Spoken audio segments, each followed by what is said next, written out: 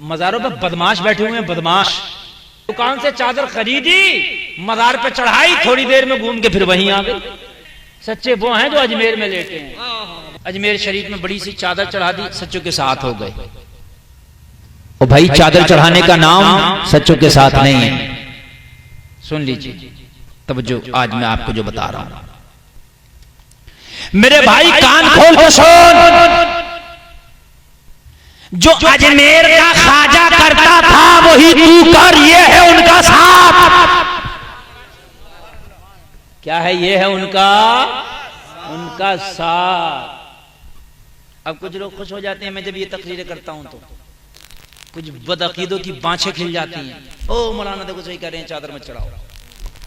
تو بات تو ہم سچ کہتے ہیں، سنی الحمدللہ، سننے ہی تو سچ کہتے ہیں. ہم تو سچ کہتے ہیں. یہ ہمارے اللہ نے جگرہ دیا ہے کہ اگر ہمارا بھائی بھی غلط کام کرتا تو ہم کہتے ہیں غلط ہے، یہ جگر اللہ نے ہمیں دیا ہے، یہ اور کسی میں جگر نہیں ہے. کتاب میں لکھا ہے کہ نبی کا خیال آ گیا نماز میں تو اس سے بہتر کتے گدھے کا آ جائے. ان میں اتنی اوقات نہیں کہ کہہ دیں ہماری کتابوں میں غلط لکھا، تعویلیں کریں گے. ہمارے اندر اتنا دل دیا اللہ نے، اگر کوئی ہمارا غلط کام کرے ہم کہیں غلط ہے. لیکن میرے بھائی وہ سنیت نہیں ہے، نہ وہ سنیت نہیں ہے، سنیت نہیں ہے. وہ اپنے آپ کو سنی کہہ سکتا ہے مگر وہ سنیت نہیں ہے. مزار پہ تو 1,00,000 چادر چلا دے، تیرے گھر میں بیٹی بے چادر کے گھوم رہی ہے تو مزار کی چادر کام نہیں کرے گی. مزار پہ چادر بعد میں ڈالنا، اپنی بیٹی کے سر پہ چادر پہلے ڈال. کیا بات ہے حضرت، واہ سبحان اللہ سبحان اللہ، بہت اچھا ہے. زندہ باد. گھر میں بیٹی بے چادر کے پھر رہی ہے، گھر میں بیوی بے چادر کے گھوم رہی ہے اور اجمیر میں جا کے چادر چڑھا رہا. کسی کام کی نہیں ہے یہ چادر. کان کھول کے سن لو، کسی کام کی نہیں ہے چادر. اب کہ تو بلکہ بریلی شریف سے اعلان ہوا، صاحب سجادہ حضور احسن میاں قبلہ نے اعلان کیا کہ کپڑے کی قیمتی چادریں مزار اعلی حضرت پہ نہ چڑھائیں. اس لیے کہ وہ بڑی قیمتی چادر ہوتی ہے، مزار پہ چڑھانے سے چادر کا کوئی میٹر. اچھا وہ بریلی ہی یار ایسی جگہ ہے جہاں پر خدا کی قسم کوئی ڈھکوسلے بازی نظر ہی نہیں آتی. واہ کیا بات ہے، واہ واہ واہ سبحان اللہ. ورنہ پتہ مزاروں پہ کیا ہو رہا؟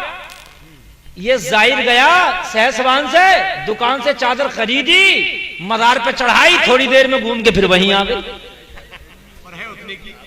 میں غلط تو نہیں کہہ رہا ہوں؟ وہی گھوم کے آ رہی ہیں، ان کے سب کے سٹے ہیں. وہ چادر چڑھی پھر ادھر آ گئی، وہ ادھر سچ آ گئی. بتا کس بات کی چادر کیا ہے یار یہ؟ بتا ڈھکوسلے بازی ہے کہ نہیں ہے یار یہ؟ بریلی شریف خدا کی قسم، لوگ بریلی کو کچھ لوگ ایسے ہیں کہ کوستے ہیں، پانی پی پی کے کوستے ہیں. ہم کہتے ہیں اور پی لے پانی. ہاں لیکن بریلی ہی وہ جگہ ملے گی. بریلی کے سجادہ نے کہہ دیا تو وہ چادر نہ چلائیں. پوچھا حضور پھر کیا کریں؟ کہا وہ جو قیمتی چادریں ہیں نا جو مزار اعلی حضرت پہ چڑھاتے ہو، اس سے مزار اعلی حضرت پہ نہ چڑھا کر کسی غریب بیٹی کو چادر خرید کے دے دینا. اور مزاروں پہ بدماش بیٹھے ہوئے ہیں، بدماش. میں کھل کے بولتا ہوں بھائی، مزار صاحب مزار سے ہمارا تعلق ہے، اس بدماش سے ہمارا تعلق نہیں ہے جو وہ موڑ کے پر لے کے بیٹھا. ہاں اس سے ہمارا تعلق نہیں ہے. ہمارا تعلق اس سے ہے جو قبر میں لیٹا. بات سمجھ رہے کہ سمجھ رہے ہیں؟ یہ بڑے بڑے بال رکھے ہوئے اور کان کھول کے سن لو، یہ بڑے بال آپاؤں کی طرح رکھنا شریعت میں جائز بھی نہیں ہے. اتنے بال سنت رکھنا کہ میرے آقا کریم صلی اللہ تعالی علیہ وسلم کی جو زلفیں تھیں بس کانوں سے نیچے تک رہتی تھی. اور کبھی کبھی میرے آقا زیادہ مصروف ہوتے تھے جنگوں میں یا کسی اور معاملات میں تو دوش مبارک سے چھو جاتی تھی، بس یعنی کاندوں سے چھو جاتی تھی. وہ بھی کبھی کبھی ایسا ہے، ورنہ کانوں سے نیچے تک. دیکھ رہے ہیں آپ یہ میرے بال آپ کو دکھ رہے ہیں؟ یہ بہت سے اپنے آپ کو صوفی کہنے والے صوفی یہاں تک ڈالے پھر رہے ہیں. قسم سے بتا رہا ہوں پیچھے سے دیکھ لو تو پتہ ہی نہیں چلتا یہ آپا بیٹھی ہیں یا حضرت بیٹھے ہیں. ہاں پتہ ہی نہیں چلتا ہے. اور ان سے کہو میں نے ایک صوفی کو پکڑ لیا، صوفی جی یہ بال کہاں سے آئے بھائی یہ تو بتاؤ. کہنے کو تم نہیں سمجھ سکتے اور یہ مولویوں کا کم، یہ صوفیوں کی بات ہے. میں نے کہا مولوی بخاری سمجھے، مشکات سمجھے، قرآن سمجھے، اور مولوی تیرے بال نہیں سمجھ سکتا؟ بات سمجھو یار، مولوی سب کچھ سمجھے، ملا حسن مولوی سمجھے، کافیہ، شافیہ، شرح جامی، اتنی موٹی موٹی کتابیں سمجھ لے، اور تیرے بال نہ سمجھے؟ کیا ہے تیرے بالوں میں بھائی؟ بتا تو، پتا چلا واقعی بات تیری صحیح ہے، مولوی نہیں سمجھے گا، تیرے بالوں میں بل ہیں، تیرے بالوں میں بل ہیں، چادر چڑھا کر چرا کے پھر وہیں بیچ رہا، بات ہے کہ نہیں؟ ہاں تو بتاؤ ایسی چادر چڑھانے سے یار کیا فائدہ؟ ہاں مزار شریف پہ پھول ڈالو اور پھولوں کی چادر لے جاؤ، وہ دوبارہ نہیں بکے گی، اس لیے کہ جب تک مرجھا جائیں گے، اور پھول ڈالنے سے فائدہ بھی ہے، وہ پھول اللہ کی حمد و ثنا بیان کرتے ہیں، وہ اللہ کی حمد و ثنا بیان کرتے ہیں، اللہ کی رحمت برستی ہے۔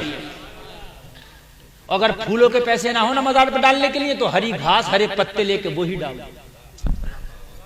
ہاں وہ بھی ڈالو۔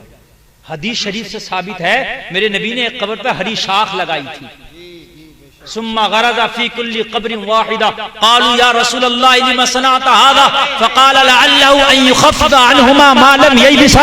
بخاری شریف کی حدیث ہے میرے نبی نے دو قبر والوں پہ عذاب ہو رہا تھا، ایک ہری ٹہنی درخت سے توڑی اور دونوں قبر والوں کے قبر پہ گاڑ دی۔ صحابہ نے پوچھا یا رسول اللہ کس لیے؟ نبی نے فرمایا جب تک ہری رہے گی اللہ کی حمد و ثنا بیان کرے گی، اللہ عذاب قبر میں تخفیف فرماتا رہے گا۔ سمجھ رہے نا آپ؟